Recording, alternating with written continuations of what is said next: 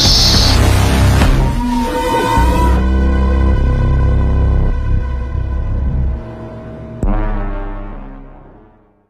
প্রিয় লিসেনার্স, আসসালামু আলাইকুম। Feel the real fear with us. দেশ ও দেশের বাইরে যে যেখান থেকে আফনান দ্য হরর ওয়ার্ল্ডের আজকের থার্সডে নাইটের 156তম আয়োজনের সাথে যুক্ত হচ্ছেন বা পরবর্তীতে হবেন, সকলকে জানাচ্ছি শুভেচ্ছা ও ভালোবাসা।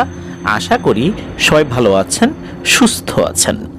প্রিয় লিসেনার্স, আজকের এই এপিসোডে বরাবরের মতো আপনাদের পাঠানো 6টি ঘটনা নিয়ে হাজির হয়েছি। আশা করছি ঘটনাগুলো আপনাদের ভয়ের শিহরণ জাগাতে সক্ষম হবে ইনশাল্লাহ। ঘটনায় চলে যাওয়ার আগে সেই কথাগুলো বলতে হয়, এই ভিডিওর লাইক বাটনে প্রেস করতে ভুলবেন না, আর এই ভিডিওর লিঙ্কটা বেশি বেশি করে শেয়ার করে দেবেন, যাতে করে অনেকেই যুক্ত হয়ে আজকের এই ঘটনাগুলো শুনে সত্যিকারের ভৌতিক ঘটনার অনুভূতি পেতে পারেন।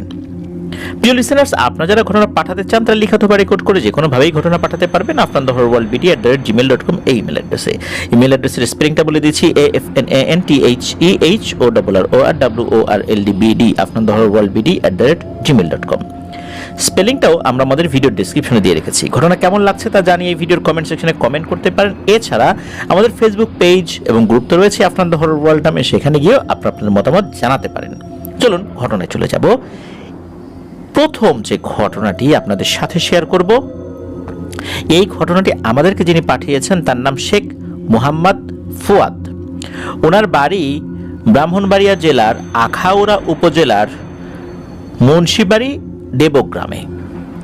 উনি আখাউড়া ক্যামব্রিয়ান কলেজ থেকে এবার 2025 সালে HSC পরীক্ষা দিচ্ছেন। উনি যে ঘটনাটি পাঠিয়েছেন, এই ঘটনাটি খুবই স্পর্শকাতর একটি ঘটনা। আর ঘটনাটির বিস্তারিত বিবরণ, কোন জায়গায়, কোন এলাকায়, কোন গ্রামে, কোন পাড়ায়, এবং আরও যে সমস্ত তথ্যগুলো উনি দিয়েছেন, এর কোনো কিছুই বলতে পারছি না। এই জন্য আমি আন্তরিকভাবে দুঃখিত। কেন বলতে পারছি না, ঘটনাটি শোনার পরে বুঝতে পারবেন।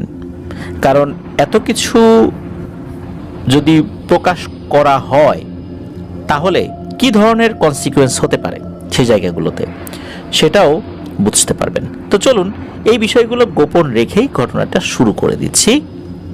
মূলত এই ঘটনার সাথে দুটো পরিবার সংযুক্ত রয়েছে। এই যে ফুয়াদ ভাই, শুধু ওনার ঠিকানাটা প্রকাশ করতে বলেছেন, এছাড়া অন্য জিনিসগুলো বলছি না।